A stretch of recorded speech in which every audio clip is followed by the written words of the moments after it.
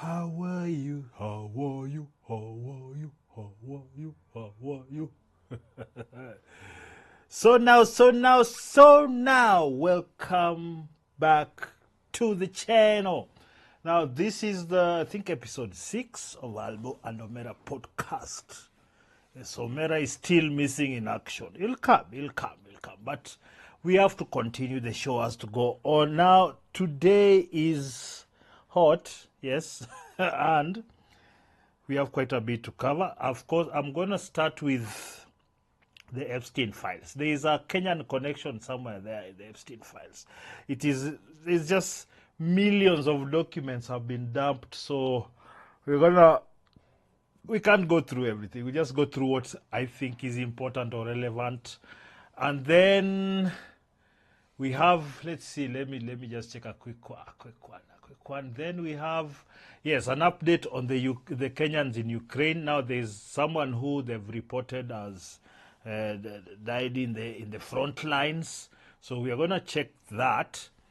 Then there's going to be some entertainment news here. There's going to be some kind of, should I call it controversy, or just people making noise that there is this actor who's been considered for Black Panther. So they are recasting T'Challa, Chadwick Boseman's character. You know that Chadwick Boseman had owned it. Then they did the funeral thing in the other Black Panther that I didn't like. Like, they should have recast him. I think they are recasting him. And that's because the guy is light-skinned. There's some issues there. And then, what was it? And then we are going to, of course, there's a Lupita Nyong'o story. The Odyssey, the Greek, should I call it anthology? What do you call it? That the mythology. Yeah, there's some woke nonsense going on over there, which yeah. So Lupita apparently is being cast as either Helen of Troy or Athena, one a name. So we are going to talk about that, look at the responses, I'll give you my take and whatnot. So we should immediately, let's just switch immediately to the the Epstein story. Yeah, now the Epstein story. Now there's a lot. On one side you'll see we have an NTV story tracking Kenyan's footprint in Jeffrey Epstein's files following his ex-offenses conviction. Now this is the thing.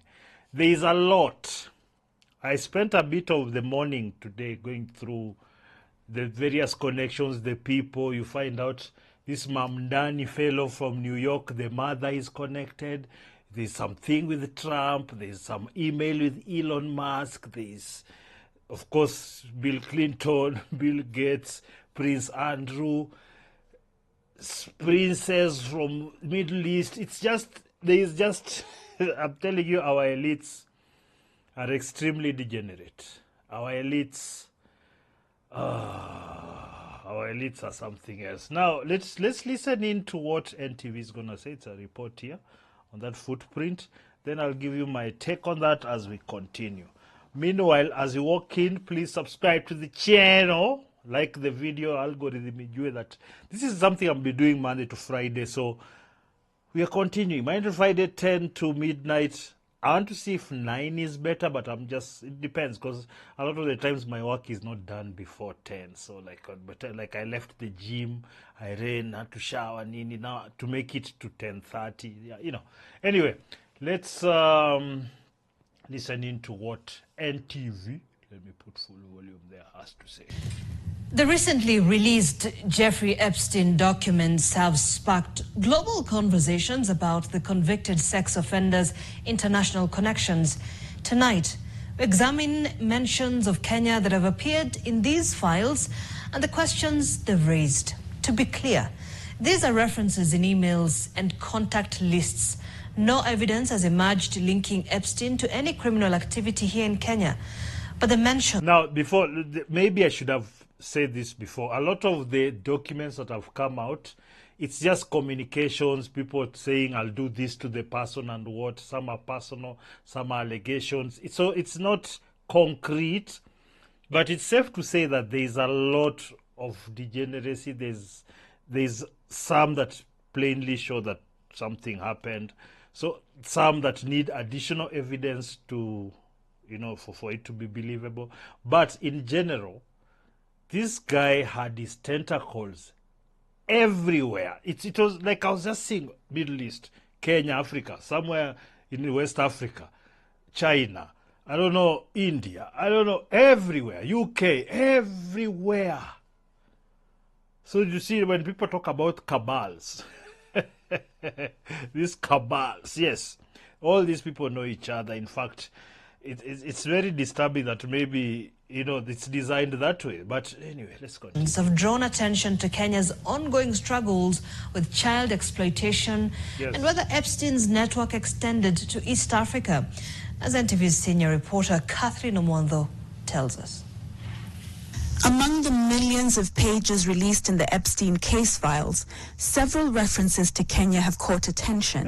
The mentions are brief, mostly travel plans and casual correspondence, but they've raised questions about the extent of Epstein's international reach. Kenya has long struggled with child sex tourism, particularly along its coastal regions. According to UNICEF, areas like Malindi, Mombasa, and Kilifi have been identified as hotspots where foreign tourists exploit vulnerable children. The country... This is the thing, that thing for the coast, it's been going on for decades. The tourism, the young girls. The most disturbing part of all that is that the parents are actually involved in peddling their kids to these tourists and whatnot. So it goes on, some NGOs come, they do some ABCD, then of course it's never really meant to solve the problem as NGOs do. Then they forget about it. Maybe they do some media thing a month, a couple of months, then they just move on swiftly to other things and they leave it going on because all these people in these areas, they're poor. Like if you look at where these guys live, their huts. Like, like if you can see the 5-star hotels, the tourist hotels, they're just not too far away, just some huts, some reeds and grass thatch. It's the weirdest thing. And then if you go inland a bit, even worse. So those people are just peddling. I'm not even saying that's a good excuse. I'm just saying that's why they're doing it. I personally think it's the worst kind of mental laziness, where that's the first thing you go to. Let me go and sell sex. Let me sell my kid for sex. Like it's just it is a shithole mentality, as it were. Yes, that's how we do things. Has strengthened laws in recent years. However, enforcement remains a challenge. It's against this backdrop that the Epstein documents have generated speculation. In December 2009, New York publicist Peggy Siegel emailed about traveling to Kenya with someone named Matty, mentioning planned visits to areas like Masai Mara. In the same email, Siegel made a joke about bringing back a baby or two. An apparent reference to Madonna's high-profile adoptions from Malawi around that time. The language was... This is the weirdest thing. They adopt them, then they take them and turn them into those weird Mara, this non-binary and what, like Charlize Theron. Just all our kids are weirdos. So it is not really like a natural thing. It's the social conditioning that as it keeps proving itself. Seemingly playful, has drawn criticism given the later convictions in Epstein's case. It's important to note that 5 years after that email in 2014, under then-President Uhuru Kenyatta's administration, Kenya banned international adoptions entirely. The government cited concerns about child trafficking and the need to strengthen domestic adoption systems. President Kenyatta's name appears elsewhere in the file. In April 2013, businessman Sultan bin Sulaim wrote to Epstein saying that he was in Nairobi attending Kenyatta's presidential inauguration. And then Epstein suggested that they visit Kenya later that year in June. The email contains no other details about any planned visit. Now the thing is that for most of these like high-level guys, like a guy is just visiting. Say, no, I'm going to be here. I want to do some deals with Kenya government, so I have to go closer to the president or president's people. This is normally those kind of things. But since he's reaching out to him, there seems to be a kind of interest you would think you might want to get Epstein involved in this over here. So that is... You see, when you have something like that, as far as I'm concerned with this particular thing with Uhuru, it doesn't seem to be anything in it, unless, of course, he came or Uhuru went there to the island or Epstein came here and they did whatever, or there's links. The thing is this, they've dumped millions of these documents and pictures and whatnot, but they still, now I'm imagining just how much is left, because I think they're trying their best not to release the most damning things. If you read what they're saying now, the documents coming out, there's a lot of those that somebody can just dismiss offhand. So it's not really like a smoking gun, as it were. So it's become an exercise, in my opinion, in futility. They'll just do this, just throw around. And even as much as people see the heinous things these people are doing, do people really care that much? Unless like it's a political weapon. Like your guy was doing this, so let me jump in. Your guy was doing this on this side. So it doesn't feel like it's something serious to an extent, despite the things being done being extremely egregious and serious. It doesn't seem like the general population really cares that much. It's good for social media and whatnot, but it doesn't seem like people care that much about this. It seems like it's contrived in a way. I don't know if it's me reading it wrongly, but it seemed that way. And despite that, if you are to traffic in young kids, Kenya is very prime. We are very corrupt, as you know. You can even engage the government in your dealings as long as people are eating, people are making money. That we know. Unfortunately, the thing is this. We are past the times where you're trying to pretend things are just okay. Like you have to stop pretending. Like we know what's going on in the world, locally here. There's so much of that stuff going on in the coast, even Nairobi here, in the west, in a lot of these urban areas where poverty is endemic. It is going on, and you see, the thing is, it's the easiest kind of money because of this insatiable urge for sexual gratification everybody seems to have. So they pay. People are poor, but they are paying for it, every day, spending money they don't have. Photographs have circulated online showing Epstein visiting British entrepreneur Richard Branson at his... Look, like, this guy is like everyone. This guy, he keeps on, he has this quick, clean look, the British Branson, the British, entrepreneur. I got my Virgin Islands and Virgin Plains and Virgin Boys. You got that day. Come on now. It was just sitting there. Kenyan coastal property in Malindi. The timing of the visit is unclear. Malindi has been repeatedly identified by child protection organizations as an area with high rates of child sex tourism. There is no evidence suggesting Branson had any knowledge of Epstein's crimes or that Epstein engaged in illegal activities during... That's as far as Branson is concerned, I think he knew.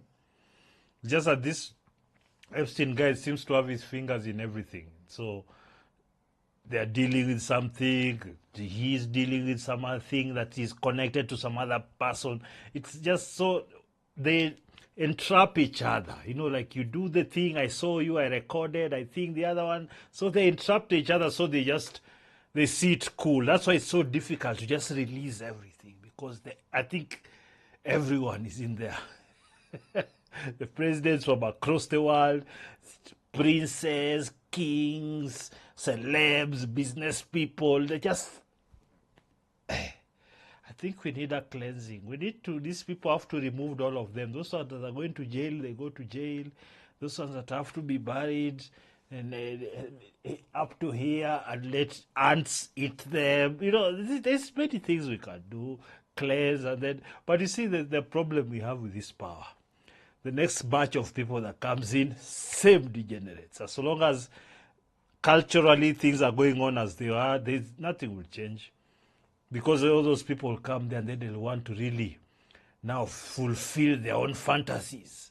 With that power, that's what power does to you. It just gives you the opportunity to go and fulfill your fantasies.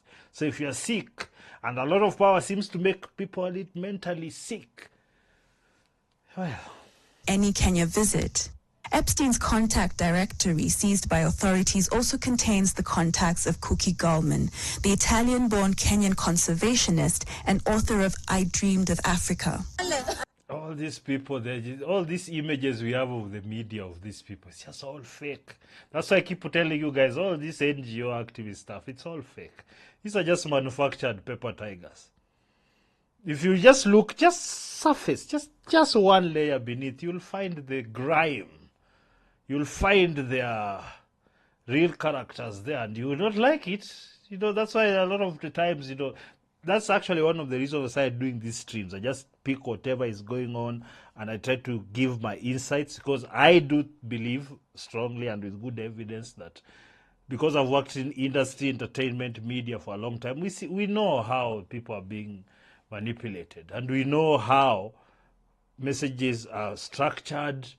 Like, you see people right before you, oh, they're fighting for justice, but if you just do a bit of research, you find they're being paid to do that, to organize it, to do all those things, and it's not for the justice and all those things they're talking about. Those are just rhetoric.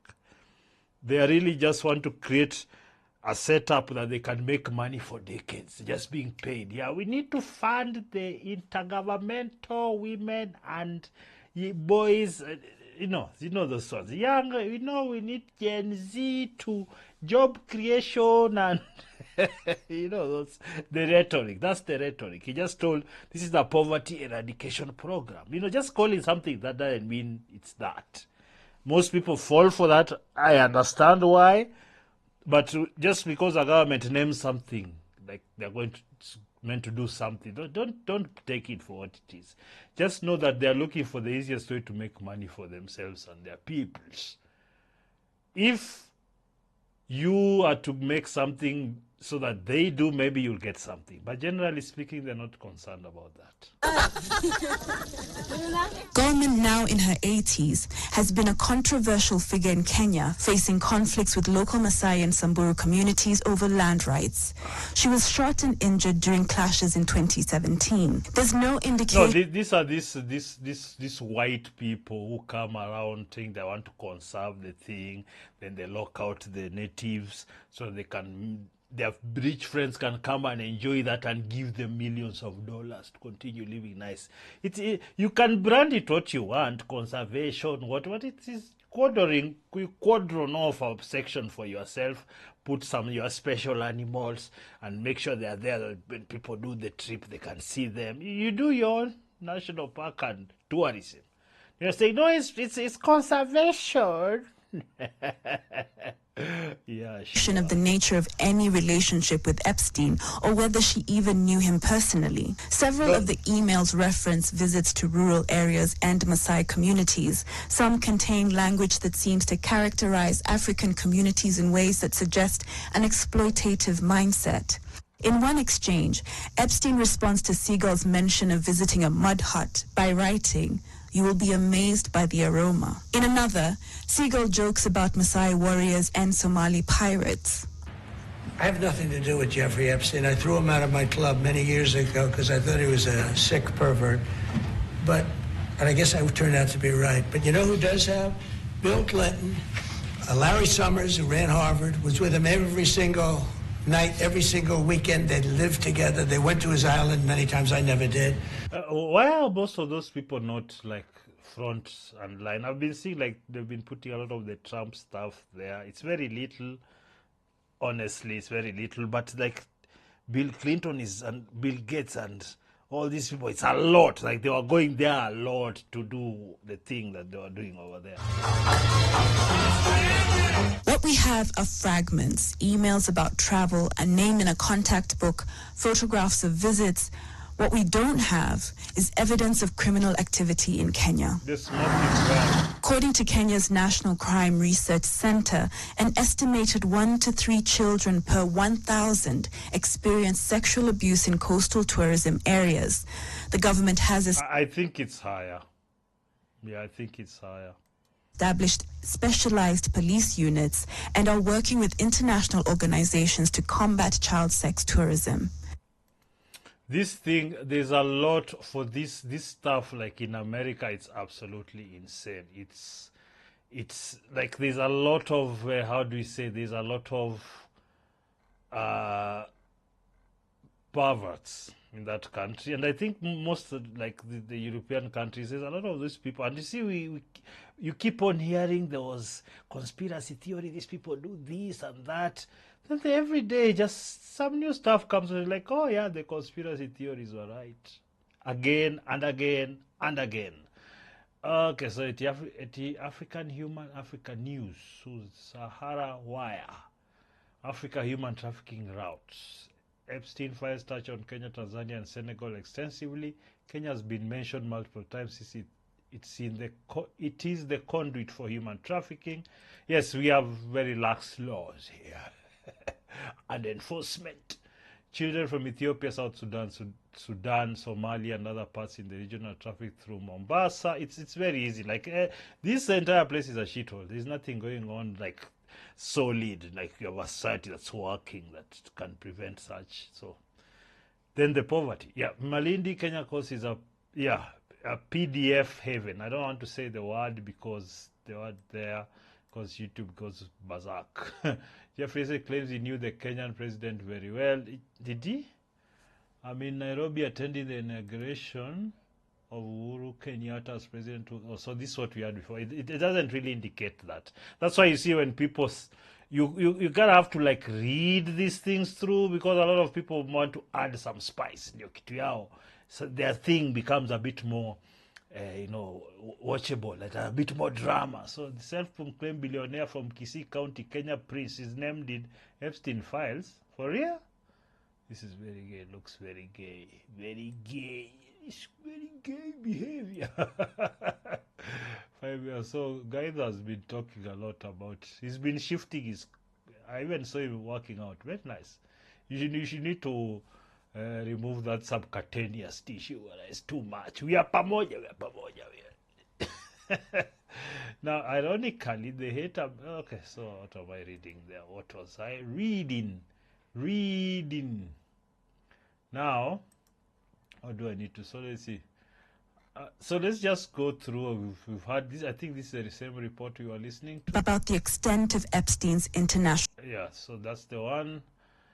Uhuru Kenyatta. So we expected to express shock at Kenya being mentioned repeatedly in Epstein files. No, we shouldn't. We are very corrupt. I remember watching Sound of Freedom, and there was this scene of a black supermodel recruiting young children, promising to elevate them career-wise, only for them to be trafficked and sold on the web. But now, I can't help but think that black supermodel who was always in Kenya, who was also a known friend of Jeffrey Epstein, hung out with the creme de la creme. Was she called Iman or Imam, whatever, or Naomi Campbell? Is it Naomi Campbell? Naomi Campbell was named in Jeffrey Epstein. So these people, they're all, so let's see. Male victim mentioned. Okay, this is the fat guy though. Let's see. These reductions. I'm just looking through. So Bill Clinton. So what? Bill Clinton and Uhuru. So what?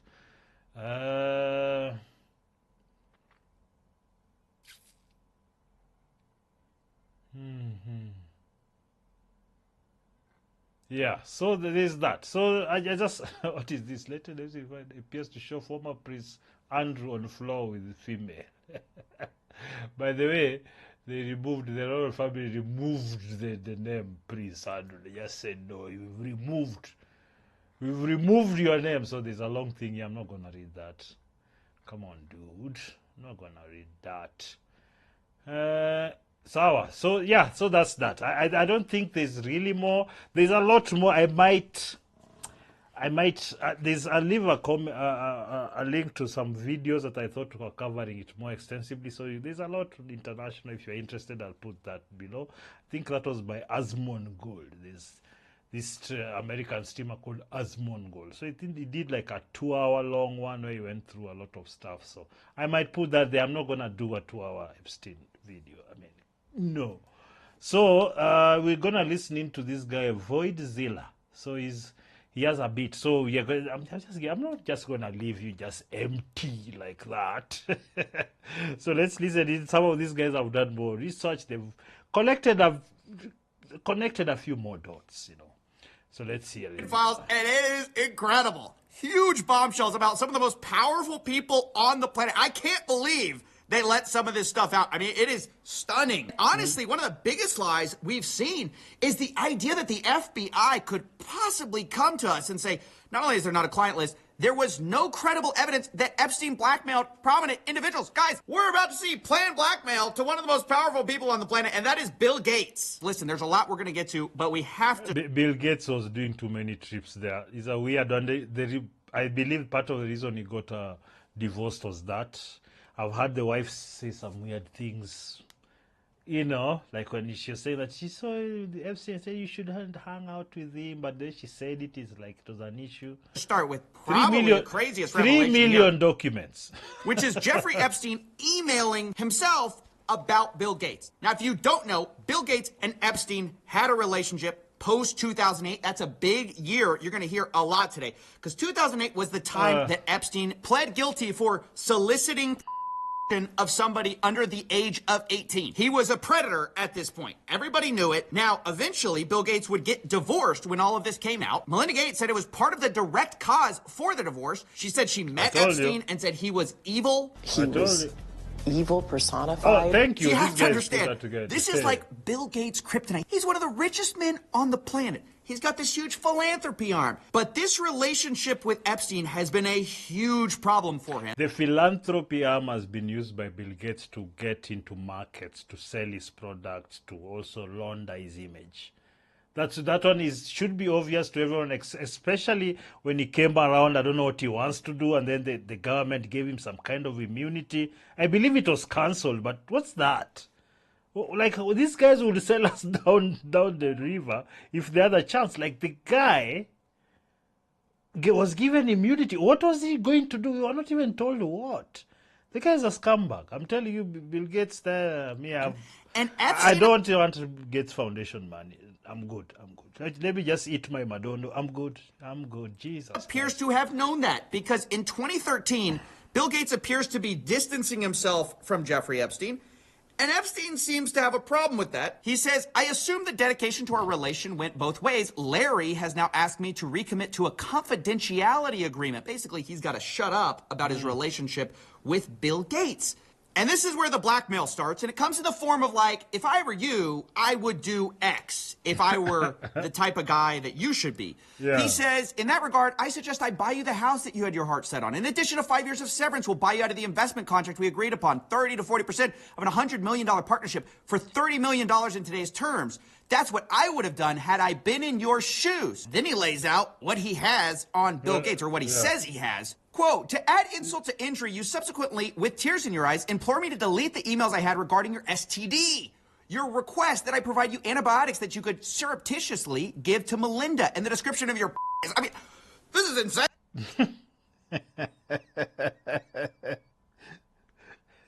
The most powerful men in the world are just talking about the genitalia. You got your herpes, you got your gonorrhea here.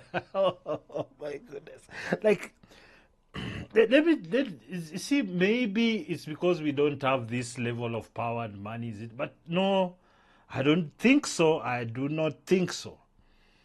If you want maybe to enjoy the good things of life, there are so many legally wonderful, exciting things that happen. You don't have to go some weird sexual activity and rituals. Oh, more money. Oh, God. Whatever. You don't need to do that.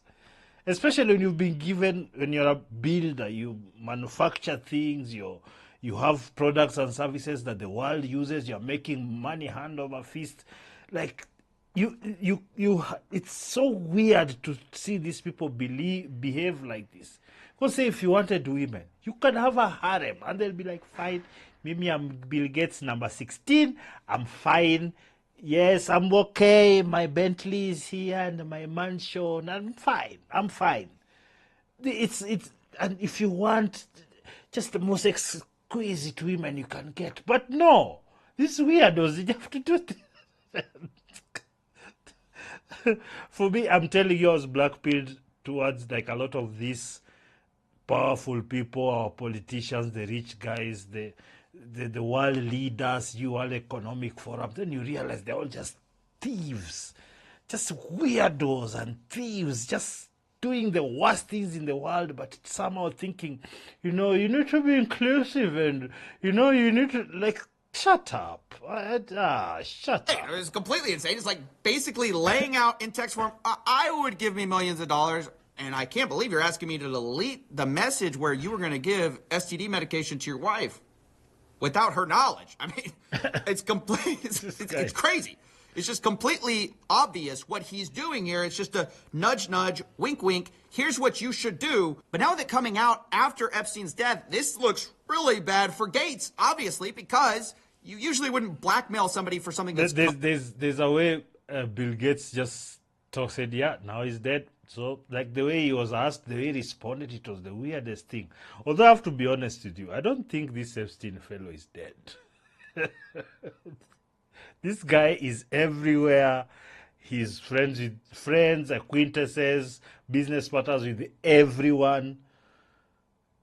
Do you think, seriously, the way they hid it all, gee, there was a camera was not there. So why are we assuming that he's dead? Like, why? These people say he didn't kill himself, fine, but why do we assume at all? Given that these guys, they're all full of shit. Like, why do we assume at all that he's dead? It makes no sense, does it? No, not to me. Completely false or fake. I mean, maybe he did that. But we also know Bill Gates had affairs. Obviously, Melinda credits it for their divorce. So it's hard to believe there was nothing sketchy going on. Bill Gates, of course, maintains that it was completely above board. He says the fact this allegation was in here just shows how much Epstein was willing to defame people. But you went to that island way too many times, Bill. Mr. Gates, you went there too many times.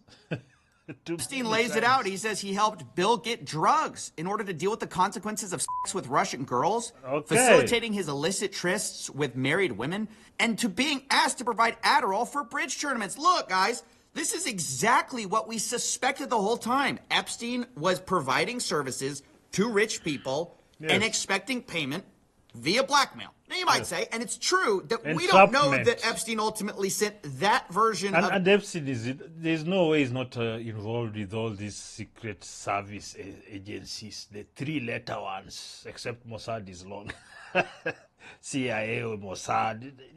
There is talk of that all over this document, so there's that. An email to Gates. All we know is he sent that to himself. He may have planned the blackmail and just been drafting something. But what we do know are two things. The Wall Street Journal has reported that Gates was threatened by Epstein over an affair. We also know that after this blackmail email Jeffrey sent to himself was written, eventually Gates sent a $2 million donation to MIT directed by Jeffrey Epstein, which is a bit weird if you had distanced yourself from the guy and y'all had this big falling out. Now, again, do we know for sure that Bill Gates did all of that? No, of course we don't. But do I think Bill Gates was innocently looking for charity advice from a after he already pled guilty? No, I don't. I'm sorry. I'm not that gullible. Don't forget the several visits to the island. And speaking of not that gullible, we've been lied to also by another richest guy on the planet. Geez, it's a shock why they don't want to put this out. Elon Musk, who has been saying for years that it is a lie that he went to Epstein's island. In fact, he says he refused to go. From Elon, he says, Epstein tried to get me to go to his island. I refused. He says anyone pushing this false narrative deserves complete contempt. Later responding to another headline which said Elon Musk planned trip to Epstein's private island. And he says, this is false. But of course, we start to dig through the files, and we can see on Epstein's calendar that Elon Musk is booked in December 6th of 2014. But maybe you don't believe that. That's just the word of Jeffrey Epstein. But maybe you'll believe the word of Elon Musk, who was caught emailing Jeffrey Epstein to go to his island post the guilty plea. Elon Musk writes, "Will be in BVI St. Bart's area over the holidays. Good time to visit." Jeffrey Epstein says, "I will send a heli for you." Later, Elon Musk writes to Epstein, probably just to Lula and me, his ex-wife, what day and night would be the wildest party on your island? The world's richest man is asking the most pedophile man for the wildest party on his island. No, so he's saying he's going with his wife to the island to do the things. And then it gets more explicit. In 2012, remember, this is the guy who said, I refused it, I could never do that. Why was Elon saying they should release the file so much? Is it because he had seen that other people have more? Maybe he went there and just did the normal degenerate stuff, the normal sex things, exchanging partners, whatever. Maybe they did that, maybe some anal action. But then you see that the others have kids and what, and so yes, I don't know, but he was pushing for it, or they're just saying, I'm pushing for it, like, so that it can deflect, you know. Right, it's false. But here in 2012, he says, do you have any parties planned? I've been working to the edge of my sanity this year. I really want to hit the party scene in St. Bart's or elsewhere and let loose. The invitation is much appreciated, but a peaceful island experience is the opposite of what I'm looking for. Guys, he can't even play the I went to go study math excuse, which is what all these guys do. They say, hey, I just went to go talk to scientists. Elon's like, hey, I don't want to do that. I'm looking for a party. That's what I'm here to do. So do you want to go to the island to do, just to chill with girls? He wants to go and creatine. Okay. And then Jeffrey Epstein writes, understood, I will see you on St. Barth. The ratio on my island might make your ex-wife uncomfortable. I can't believe these guys are lying to us, and people are swallowing it still, thinking that Elon Musk had nothing to do with this guy. So again, that's 2012. That's 2014. But guess what? There's another time in 2013. I mean, this seems like a yearly thing with the boys. Here, once again, Elon Musk writes, we'll be in the BVI St. Bart's area over the holidays. Again, is there a good time to visit? Jeffrey Epstein, any day, 1st to the 8th. Play it by ear if you want. Always space for you. They then plan some more, and you might think, well, if Elon ever told the truth, this is when he has to reject, right? Because he said, I refused. But actually, it appears to be one of those cases where, like, your friend says, like, oh, bro, I dumped her. And actually, it was the other way. Yeah, it turns out Elon didn't dump the The dumped Elon. He says, bad news. Unfortunately, my schedule will keep me in New York. Hopefully, we can schedule another time in the future. Jeffrey Epstein let Elon down. That's actually the real story. Is the reason he didn't go in 2013 was because he couldn't go. Jeffrey Epstein was not there. Guys, I mean, how blatant do they have to make it before we start to just see through it, right? When they issue these ridiculous denials, they're totally associated with the guy after the guilty plea. They lie through their teeth, but they can't even keep their story straight. I mean, that's what's crazy. They're not even competent at this. They get caught in their own... These guys have done so many things, so much shit in their lives that, you know, as you're coming up, the people you're meeting, and this is 2013. That's, yeah, it's over 10 years ago, but by 10 years ago, Elon was already set. Like, they just, like, there are so many things they've done. It's like, no, did I do that one? No, I didn't do that one. Should I tell them I did that one? No, I was there. I was never there. Okay, lies all the time. Why was he insisting on? In fact, they got into a tiff with Trump over it. Like release the Trump. Trump is in the files. What is there are people? There's some high level attrition going on that we are not aware of here. This thing is the way it's being released. There's people being cooked.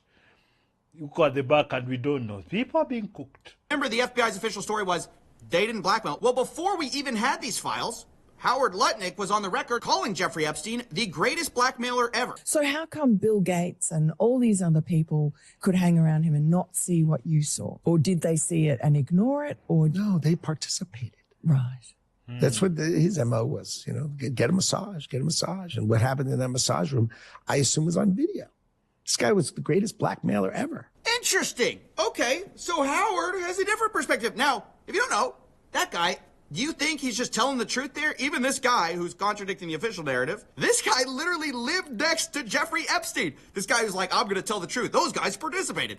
That guy lived next to Jeffrey Epstein. And by the way, he lied too. I love this video we're about to get into because... Everybody, hey. This guy, Mr. He's the greatest blackmailer ever, does he know something we don't know? Because it's interesting, Mr. I'm his neighbor had to also explain how he had nothing to do with Jeffrey Epstein. And he lays it out pretty simply. He goes, yep, I lived next to him, but in 2005, I had such a horrible experience that I knew I could never talk to him again. He was your neighbor for 10 years. How well did you know him? We move in 2005, okay? Jeffrey Epstein is arrested in like 08, I think, something like that. Right. So knock on the door. His assistant on like a Saturday says, Mr. Epstein, your neighbor would like to invite you over for coffee. And there's a massage table in the middle of the room. Massage table in the middle of your house? How often do you have a massage? And he says, every day. And then he like gets like weirdly close to me. Ooh. And he says, and the right kind of massage. Now my wife is standing here. So she looks at me and I look at her and we say, I'm sorry, we have to go. And we left.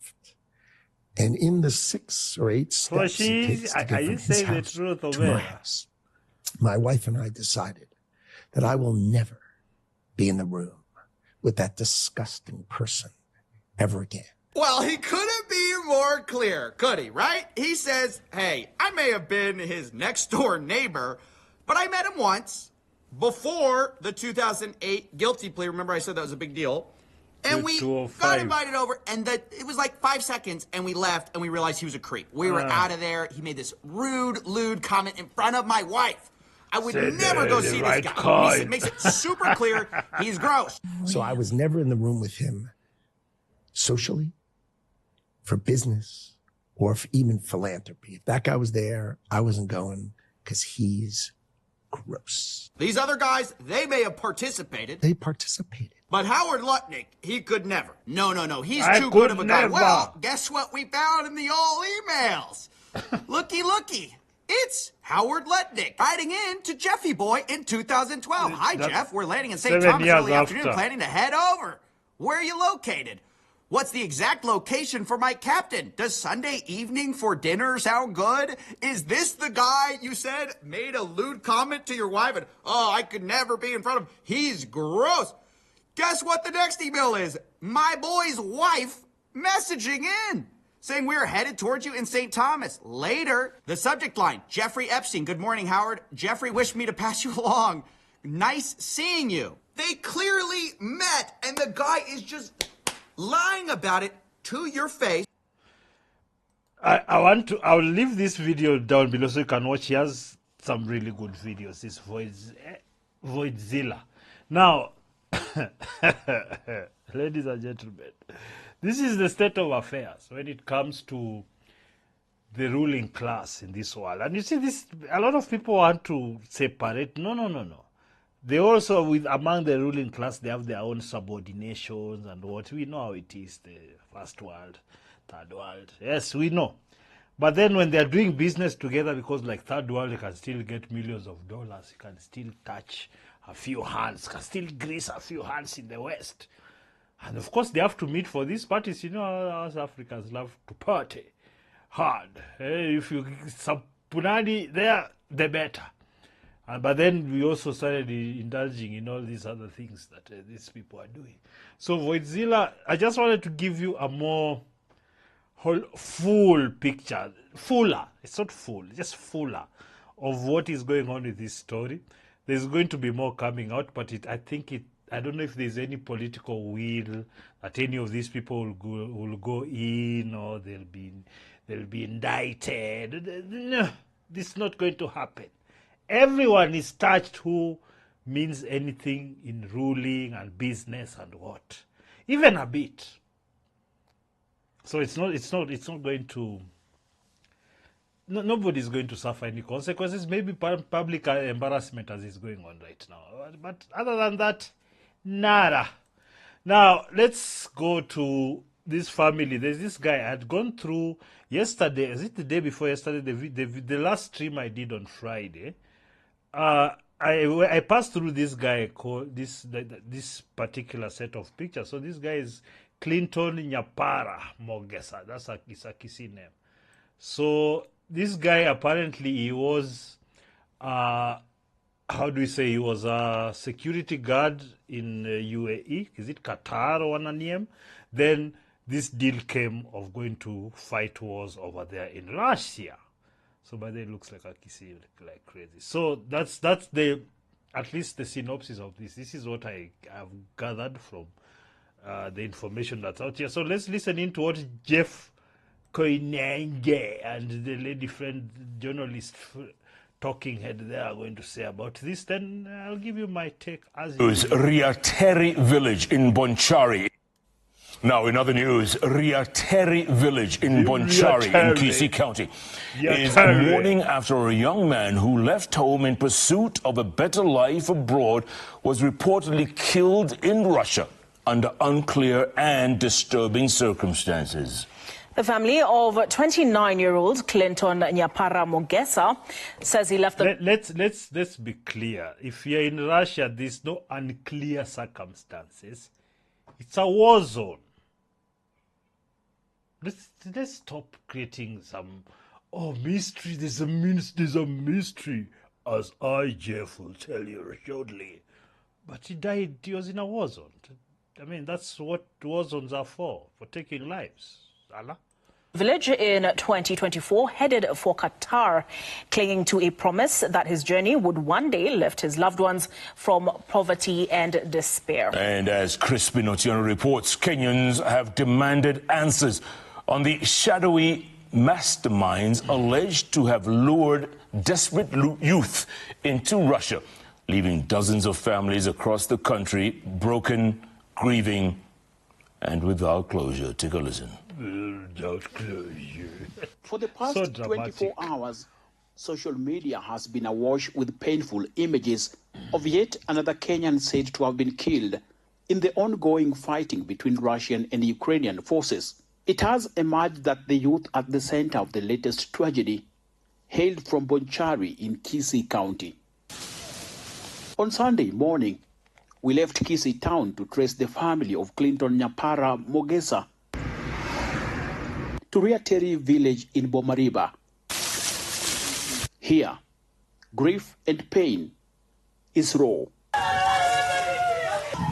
Family members, villagers and friends are still struggling to process the shocking news, their tears speaking louder than words. Well, the death of Nyapara has literally shattered his family, and according to his father, he had to sell this particular piece of land in an effort to travel to Qatar so that someday he would change the status of his family. This is one of the dumbest things that people do, selling land to travel abroad. Because the money already made, it just needs a little bit more effort to be able to put it in the right place to invest it. But there's so much of this. Because where I come from, Kisii, like the area I come from, most of where we were, my father purchased a plot of land. It's plot of land. There is, like, everyone has sold in that area. Everyone. Almost everyone. And the ones who've remained, they've sold until they have just a little homestead remaining. So it's, and then I'm going to be honest, because what I see happen is that they sell the land, then they just drink and have fun till the end. Then they sell some more, they drink and finish, then sell till they remain in a little place. It is what it is. That's how it goes. Now, this guy sold, a lot of people sell land to go abroad. I know some people sell like land for like 300K, that will sort you and you'll go. That is, in my opinion, because maybe the land is not in a very valuable place, but generally speaking, the land, just give it time, it will get there. But these guys, they have one life, they want to go, hey, let me go to America, Bana, let me go to UAE and make some money and start living. So this is the destitute situation we find ourselves, because we are a shithole. Corrupt, doing nothing. We don't build anything. So guys have to do outrageous things like going to war zones. Do you realize that that's stuff people used to do in the medieval ages?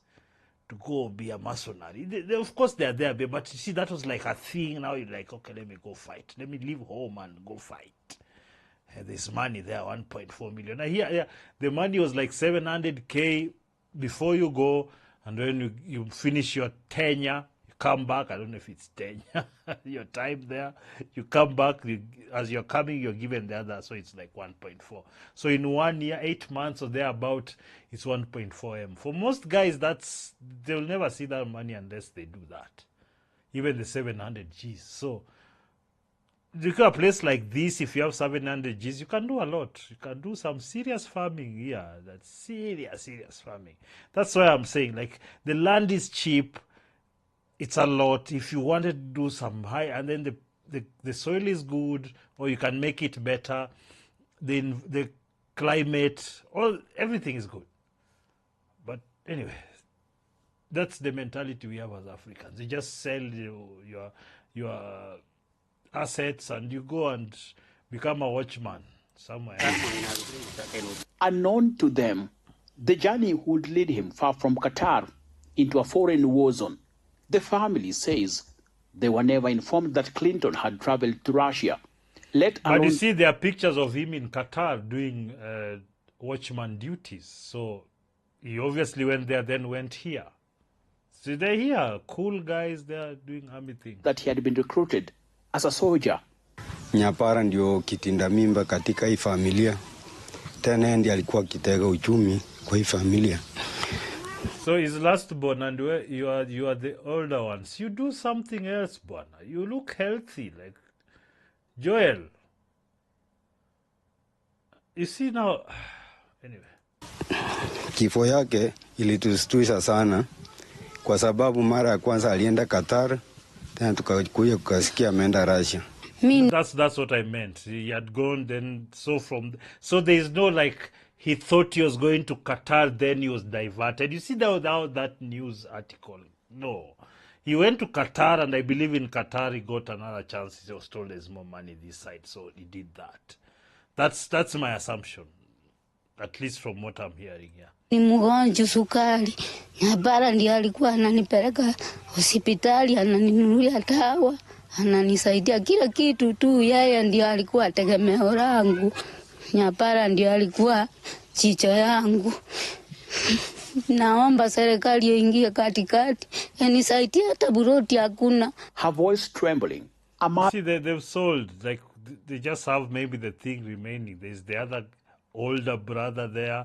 Like there's a compounding of so many issues because I don't know, don't we want to apply ourselves a bit better? Like, do we have to do this? But I don't know, man. I don't know. They're pleading not just for answers, but for a final glimpse of the last-born son, who was her only hope. Walikuwa na agent mwingine tu kwa tunamjua. Wakaenda tu hivyo bila kutuambia mwenye amewachukua huko. Mitandaoni wanasema he was killed in a meat assault in a position called Donetsk in Russia. Yes, he was in Donetsk as part of the ground troops. That's what happens, you know. So there was no... So you see, as we are going on, it's just like, yeah, they were doing what people do in war. They were fighting. And he was a casualty. That's the end of it. We are appealing through the parents, familia. We are appealing to our Excellency President William Ruto. I intervene. This modest mud-thatched house now stands as a symbol of broken promises. The only structure Clinton left behind after vowing to change his family's fortunes. Sasa kijana alikuwa amepanga akienda hapo Qatar akipata kazi, hii shamba yake vile alikuwa ameuza, atairegeza, ajenge wazazi nyumba, atengeneze boma nzuri. Photographs shared by the family show Clinton donned in full Russian army gear, at times carrying rifle and appearing to be a frontline soldier, a stark contrast to the young man who left home. What do you mean?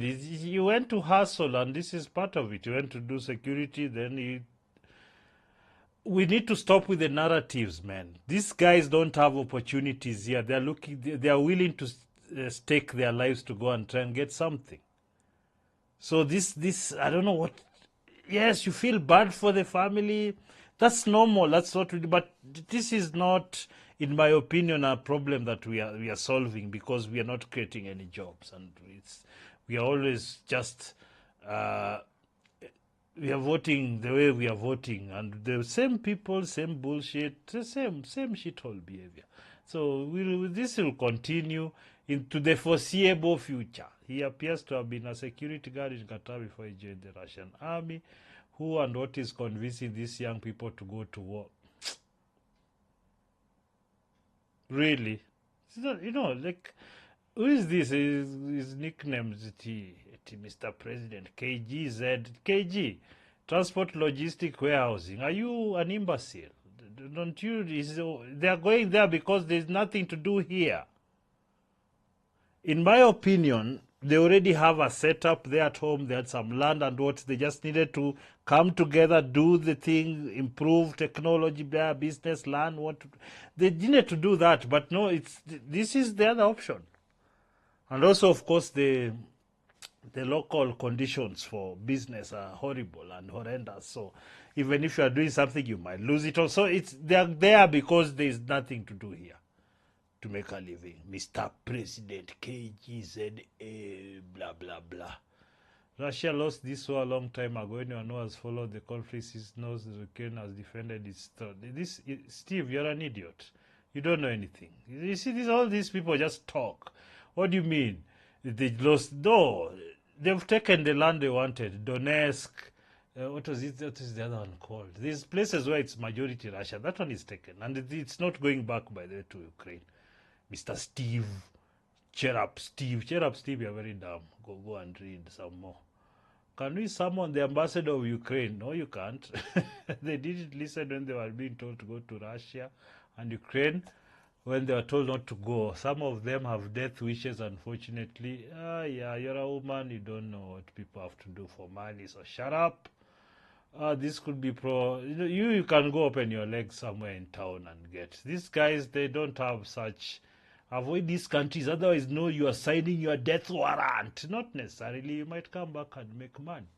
Yeah, so I wanted to do a catch up on this. I'm following some of these things, the stories, and try and look through the propaganda and see what actually is happening on the ground. In my estimation, a lot of these guys are going willingly to go and make more money fighting, being mercenaries. That's the business. So it's not really that complicated. It's sad when people pass away, whatever reason is, although it's inevitable, especially if you are going to war, but this is what it is. And it's not going to change until you stop your shitholery. Until we can do basic things. This is a very small economy that can be turned around like this. Just being, even if you are just doing low-level manufacturing, just basic spoons, like just that. Just being to retain just that foreign exchange where you don't have to give the Chinese money for spoons. Just the basic things, small things, chairs, wet wipes. I mean, if we can do such things like cocoa, like, coffee is being exported, coming back, it's cost double, triple. Like, I don't know what you are doing, man. So this is the reason these guys are going there. So condolences to the family of Clinton. But this is not the end of it. You'll see more bodies, unfortunately. So let's jump in here to this T'Challa casting for Black Panther. Yes, this is from the channel Nadrotic Daily. So we are going to listen in. They have a panel. They normally have like a live stream every day, a panel. A lot of these American content creators in the film industry and comics and games. So I like to listen to them, generally speaking, to see what because they're closer to it there. And they will understand the basic, although these days we kind of can get the same information if you want. So there it is, their people are very mad that this individual is being cast. I think he's one of these very good-looking guys, like a pointy, has some green eyes, a body. I forget his name, but let's listen in. We'll find out. When dark enough, we can tear this down. Pierre, it's like a Daniel RPK rumor. So who knows? But there's a rumor that actors like Aaron Pierre are being eyed to play. Aaron, this is him, Aaron Pierre. Now, what do I think before we go further? If he can make a good T'Challa, probably he's physically endowed, you know, he looks athletic and all those things. But there'll be, how do I put this gently? There'll be a lot of people who are obsessed with the hue. Does he have enough melanin? Is he dark enough? Yes, is he dark enough?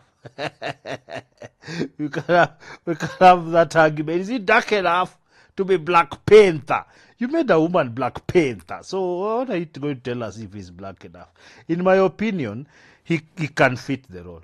I don't know, there's a mosquito that keeps... What the hell? In my opinion, this guy can fit. He can fill the role quite perfectly. What was I forget the series he was in.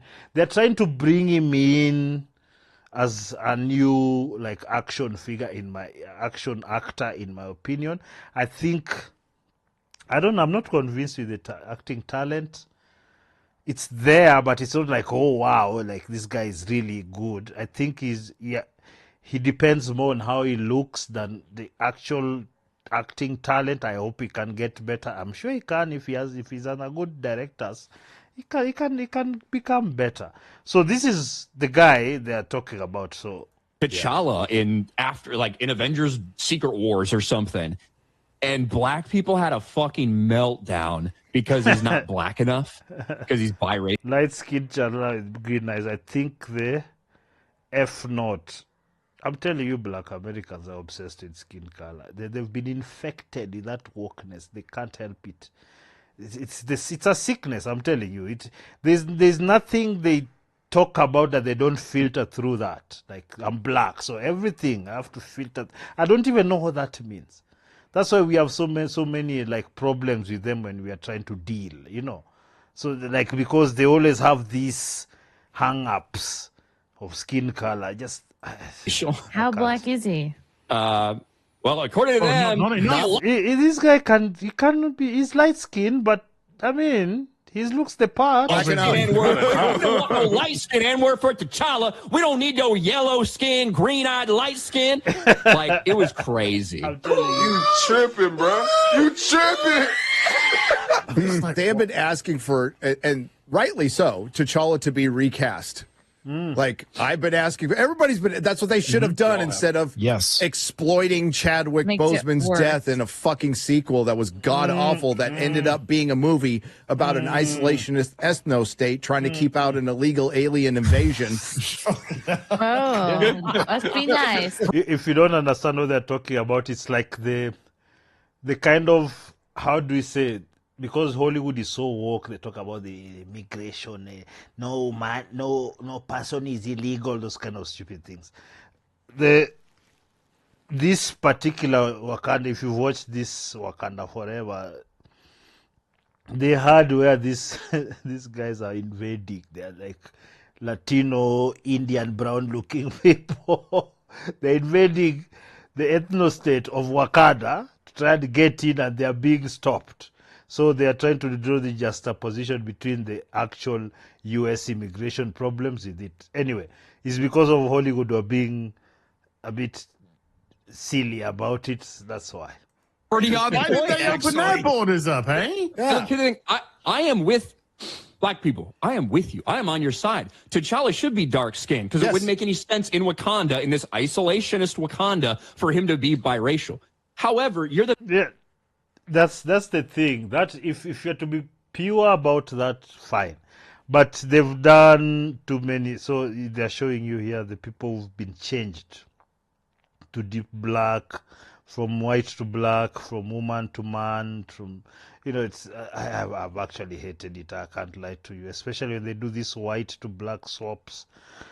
I can't take it. It just feels such pandering nonsense. Like if they really gave a damn, they would come to Africa. There's thousands of tribes they have the money. They can just go and get the best meats, if it's about meats, which they can turn into superheroes and these legendary characters, and because even there's a lot of like Luanda Magere, Man of Stone, like you can turn that into an epic, and then you can mix it with some Egyptian mythology, some Sudan, how is the thing, Nubian kingdom, what you can do some great things. things. I'm speaking loudly. Book of Ka, chapter X. The very same people that clap and applaud and cheer while white characters. Just because the reason I was explaining that actually our Book of Ka, chapter X, the universe, the Book of Ka. If you can see on top of me here, my background is that Book of Ka, the movie coming up.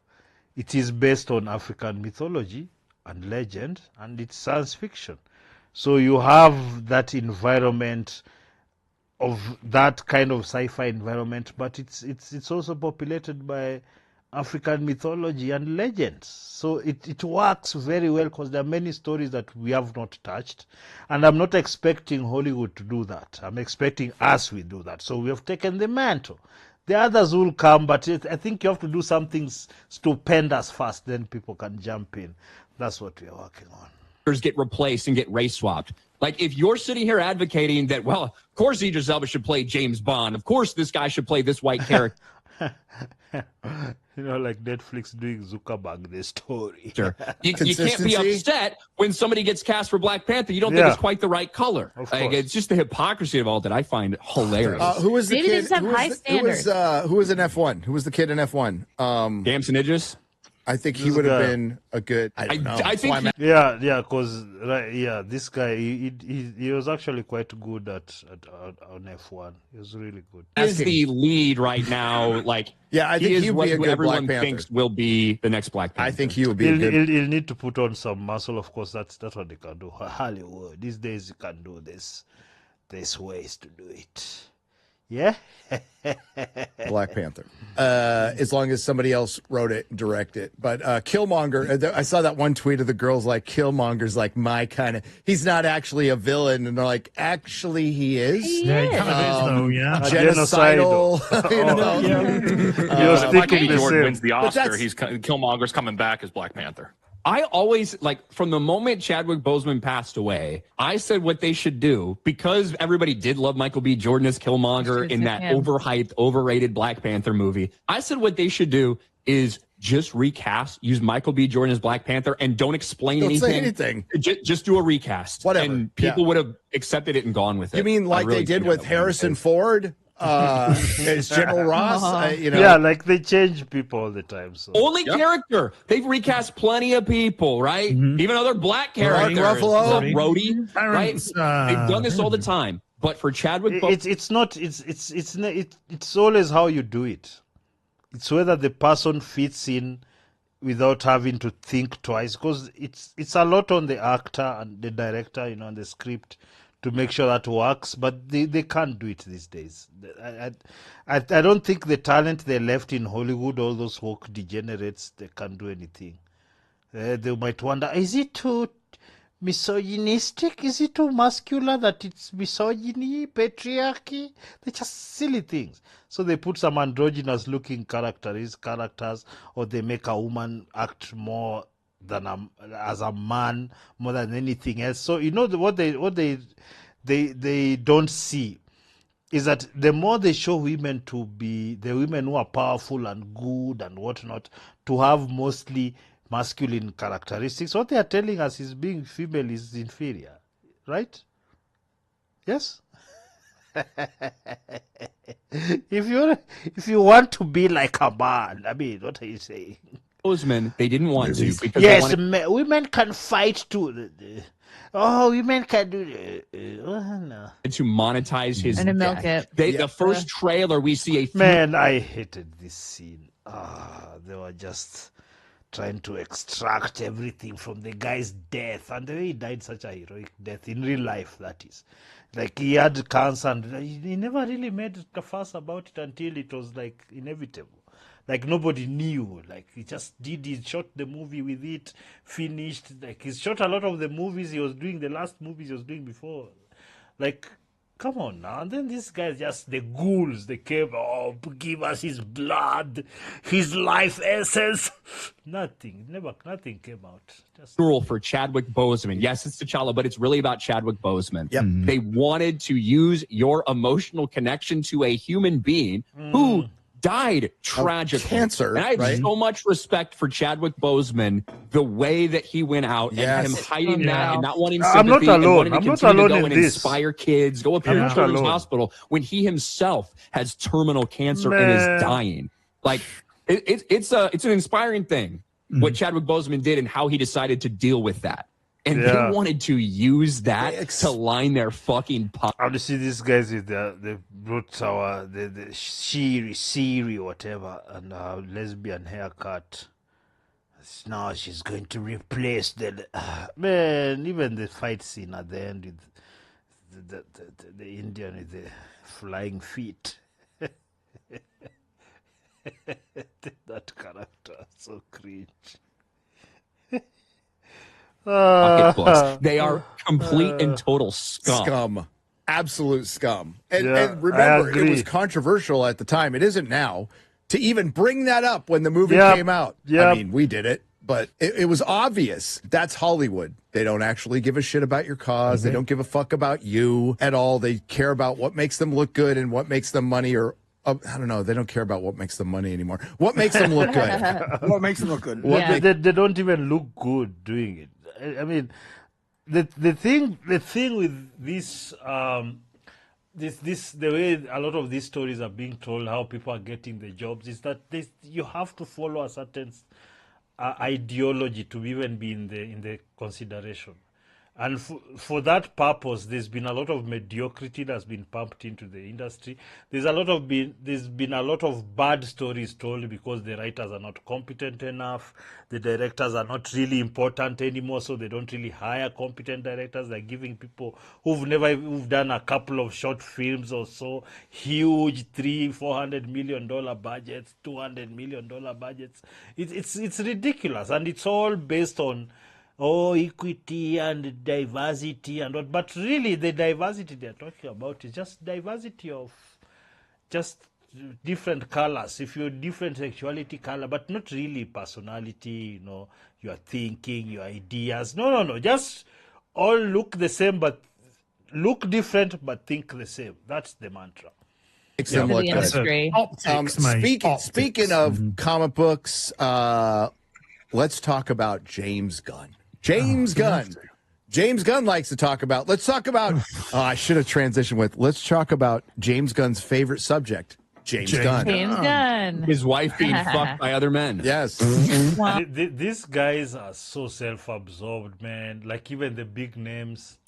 A lot of these guys, unfortunately, they go to the sport without having to earn it. They just need to regurgitate talking points and behave like they're woke and what, and then connection. Of course, you have to have Godfather, because all of you can act woke, but now what's the X factor? Do you have a Godfather? Have you been on your knees before? Did you bend over for Didi? I mean, that kind of thing.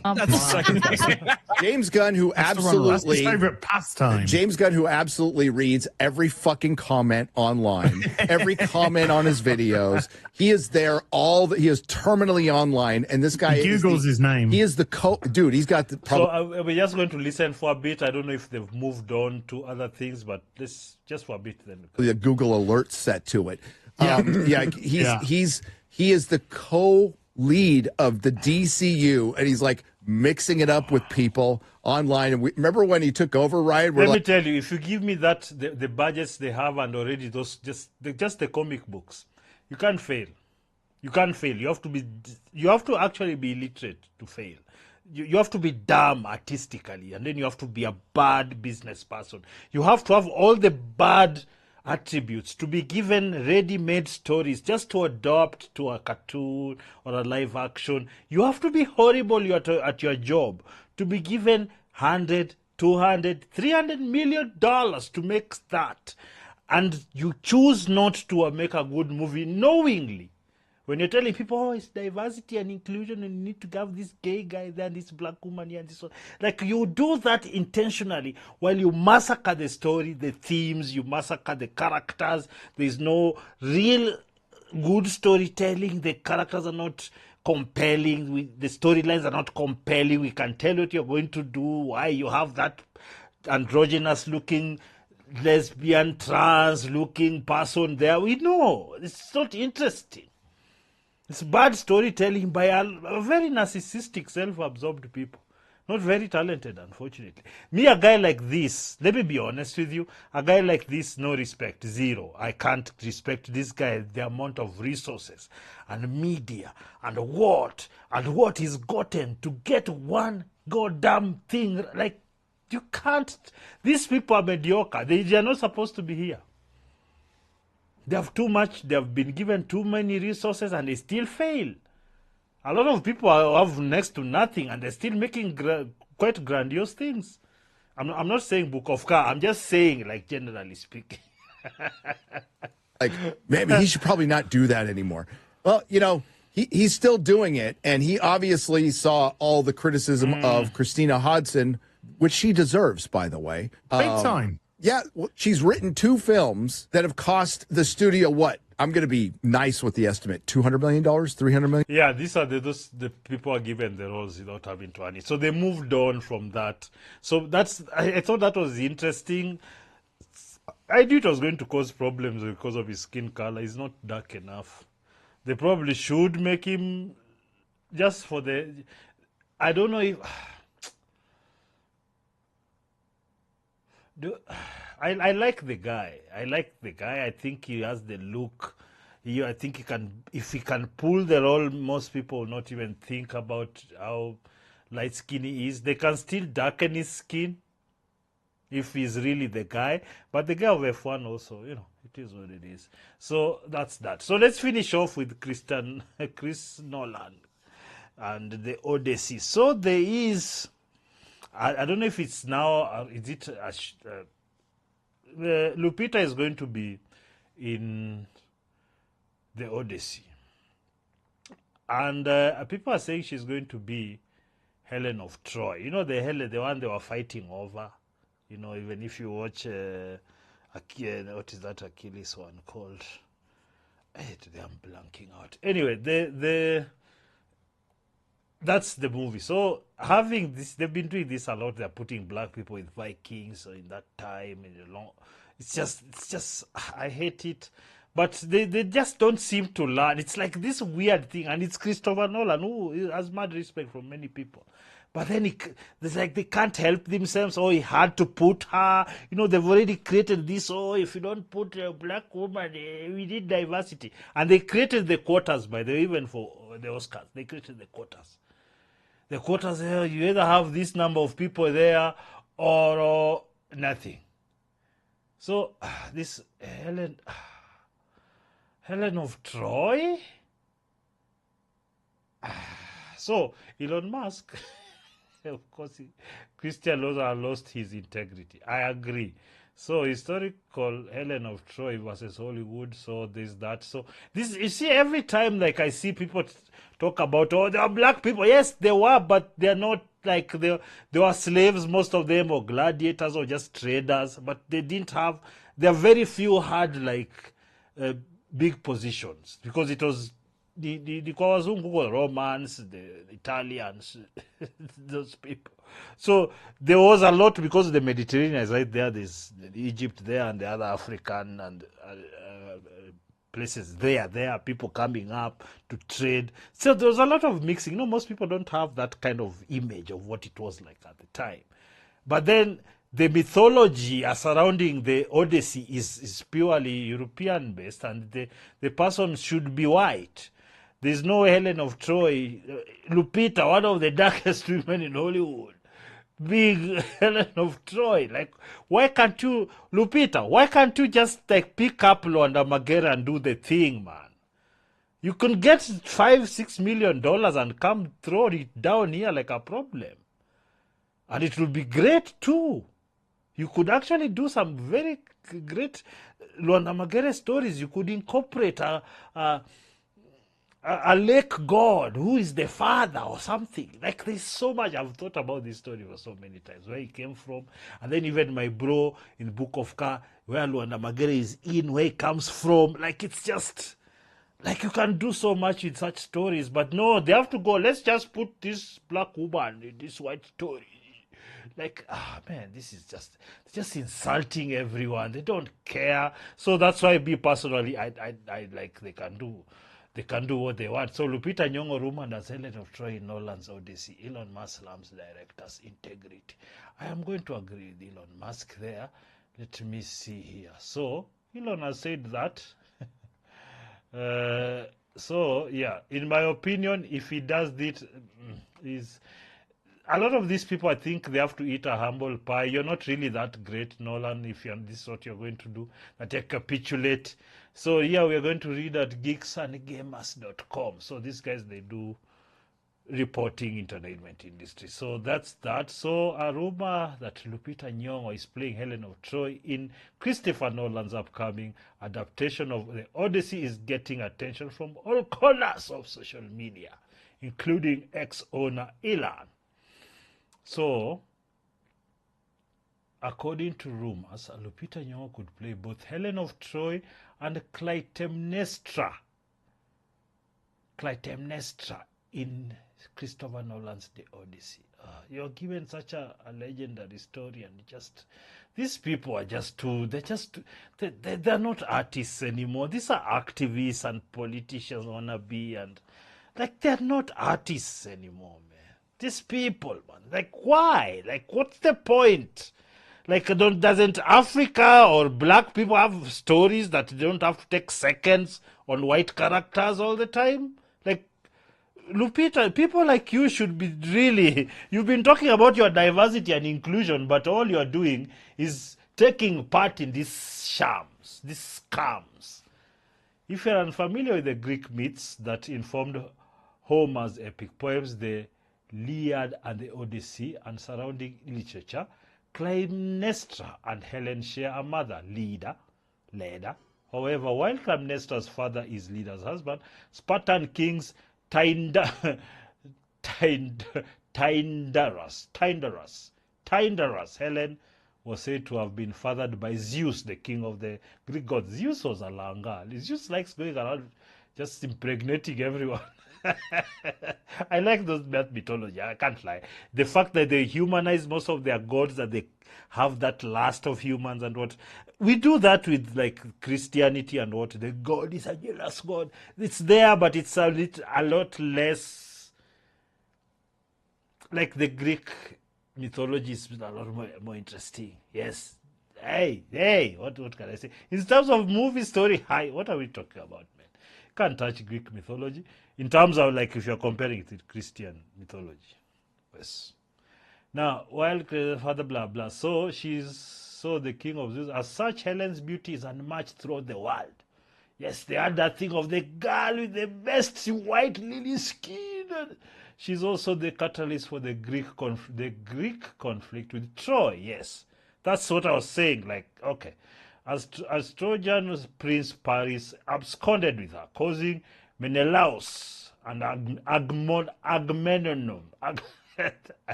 to follow and demand her back. So if you watched Troy, Brad Pitt, very nice.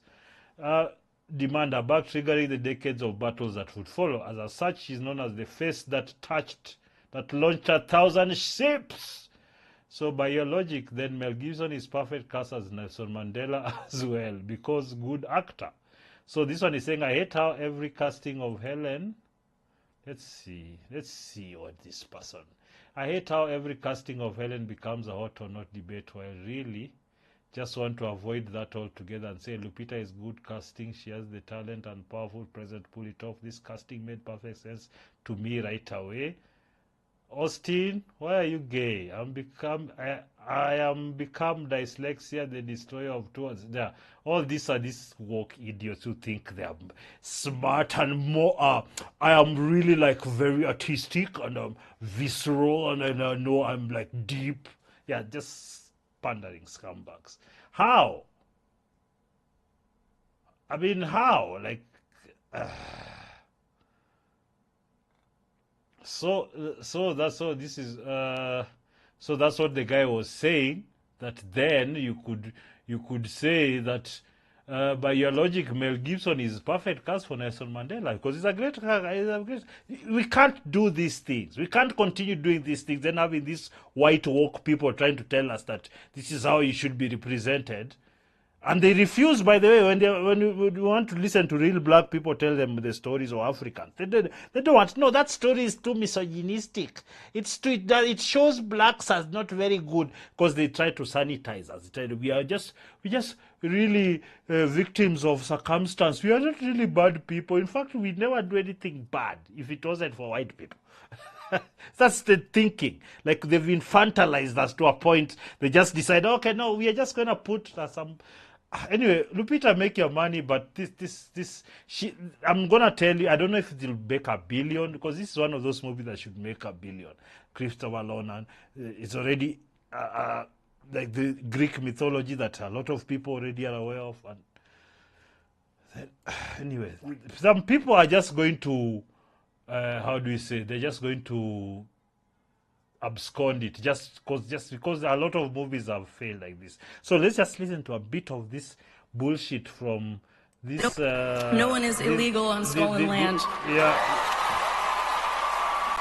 What the hell?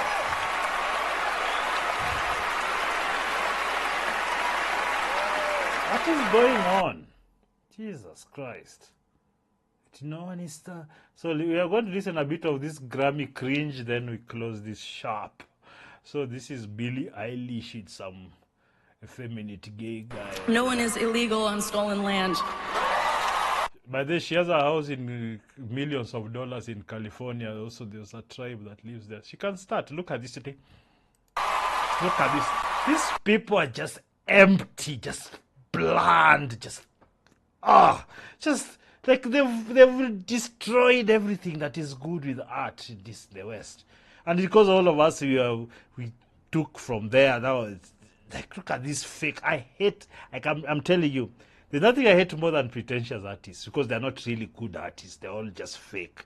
They've been placed here, they've sucked some dick here, they've done something to be here. I'm sure this person. And this Billie Eilish, like talking like she's some kind of lifesaver. I hate them all because they're just pretenders. Useless propaganda outfits. They're just there to be told, okay, go say this word or you'll not be in the next movie. Useless. Look at this.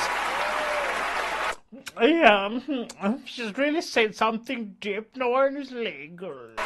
And yeah, it's just really hard to know what to say and what to do right now. And it's because you're airheads who have nothing to say or to do that's important to the rest of us. You're scumbags. These Grammys, like, what? You should go watch my video on the Oscars. Like, even the nomination announcement was so pedestrian. It's like Kalasha over here. Pedestrian. Just sit there, just read, and just put names there on the screen. Back in the day, it was like a trailer, a this, a teaser, what, a little soundbite, a thing. It has music, like some band, nothing, all of that. And there's more money, by the way. All these are creatively bankrupt morons, corrupt to the core.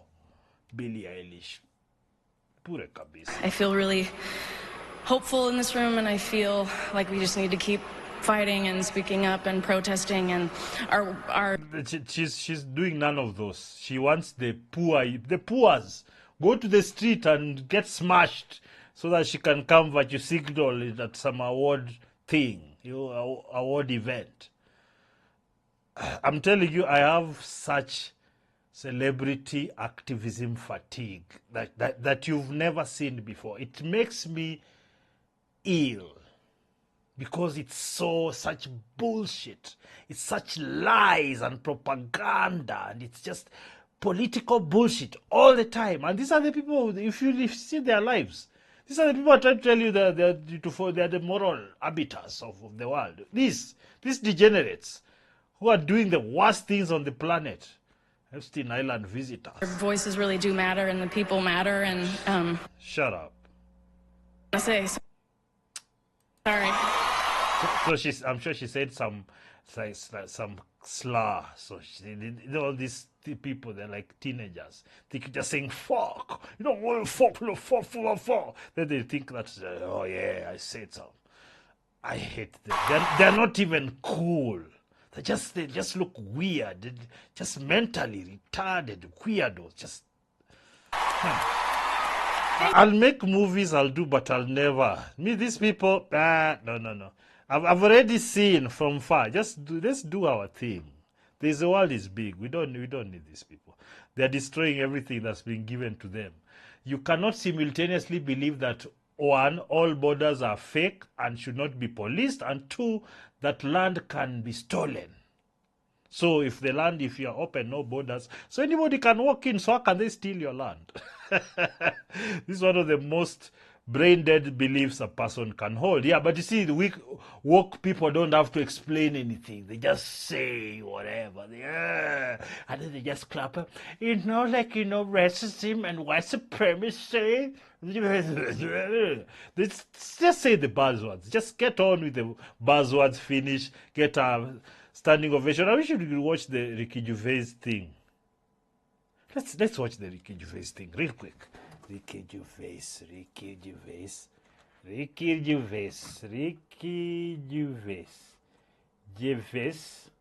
Yeah, he had to trend.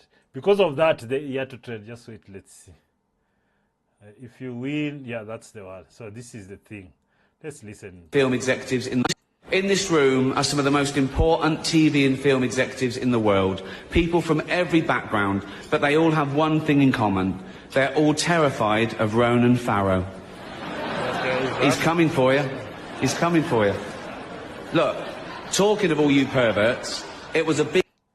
This is one of the greatest ever. They invited him to be the host. He killed them. Oh. He was making jokes and killing them at the same time.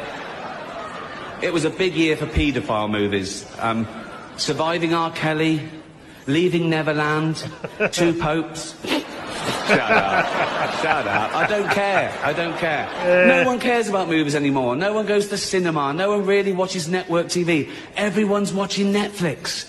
This show should just be me coming out going, well done, Netflix, you win everything. Good night. But no, we got to drag it out for 3 hours. You could binge watch the entire first season of Afterlife instead of watching... That's serious. In the show. That's a show about a man who wants to kill himself because his wife dies of cancer. And it's still more fun than this, okay? Spoiler alert, season 2 is on the way. So in the end, he obviously didn't kill himself. Just like Jeffrey Epstein.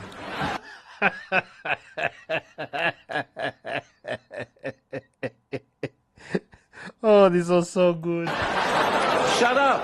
I know he's your friend, but I don't care. You had to make your own way here. And your own... This was like a few years ago, and it still hits the same. Playing, didn't you? So, if you do win an award tonight, don't use it as a platform to make a political speech, right? You're in no position to lecture the public about anything. You know nothing about the real world. Most of you spent less time in school than Greta Thunberg. So, if you win, right, come up, accept your little award, thank your agent and your God, and off. Okay? Yes. As in, nobody would have put it any better. And that's why... This one has 6 million. And it was in this room are some of the most important. It was put on 31st. So let's see if there's another one. Then, hey, come on! What's the point of a live stream if you can't add? A super. Oh, Apple roared into the TV game with a morning show. A superb drama, yeah. A superb drama about... Cook is like, hey, yes, is this entertainment industry? Is this entertainment? The importance of dignity and doing the right thing, made by a company that runs sweatshops in China. So, well, you say... You see how hard he was hitting them during this heat? Oh, it was so... You're woke, but the companies you work for, I mean, unbelievable. Apple, Amazon, Disney. If ISIS started a streaming service, you'd call your agent, wouldn't you? So, if you do win an award tonight... Don't use it as a platform to make a political speech, right? You're in no This was a position to different lecture year. the public about anything. You know nothing about the real world. Most of you spent less time in school than Greta Thunberg. So, if you win, right, come up, accept your little award, thank your agent and your God, and fuck off, okay? So... it's all... Those uncomfortable yes. Is he talking about here? Who is he talking about? already 3 hours long. Oh, you see Tom Hanks there. Right, let's do the first award. The first award. You see, that's the whole thing. Like, these people, they are the entertainers. We are supposed to be entertainers, but a guy can sit down on a podcast and entertain more than these people. I'm not saying this one, but there are bigger ones. Go watch Andrew Kibe, for example. He can entertain you for 3 hours non-stop. Better than these people who have millions and millions of dollars, hundreds of millions of dollars, tens of millions of dollars. But no integrity, no artistic flair, nothing. Just corrupt people who've put themselves in positions and their cronies. This was one AM thing. So I started at 10:30, it's a bit late, but yeah, we're still making adjustments. So I don't know what you thought about this particular stream. So I'm going to be cutting shorter clips from this stream. And then, of course, let me just switch over here real quick. Yeah, so I'm going to cut shorter clips from the different parts of this stream. Then I'll spread them out on the channel so you can watch them if you don't want to watch the entire 1 hour and 36 minutes of my rambling. So you can have, there will also be shorts and all that. I don't know what you thought about the stream. Please subscribe to the channel. Leave a like. A like is crucial. Just tell me that you want more of this stuff. And of course, share the stream for those people who like long content. If you're traveling, you can put it in and I can take you through all these things. And you can listen to my lovely voice in your journey. Yes. And then what else? What have I? Yes. And then, of course, real quick, I have to say this. The Book of Car, right up there, Book of Car, we have Buy Me a Coffee that I'm going to be pinning on the comment. The pinned comment will be the different ways you can donate and help us finish this film. Where we are right now is that we have to do motion capture, which is basically the acting part, where the motion suit, sensors, everything, acting, everything. So it's around here in Nairobi, somewhere in West, where we're supposed to do that, but we need to pay for it. We need to pay for the actors, and also we are raising the 5,000 to do that bit. So this film is being made in batches. Now we've just finished the environments. I'm going to do a video to show you the different characters, environments, props that we've made that are going to make this film fantastic. I'm a VP. Until next time, next time is tomorrow. I will see you. Let's see if there's anything interesting that happens between today and tomorrow.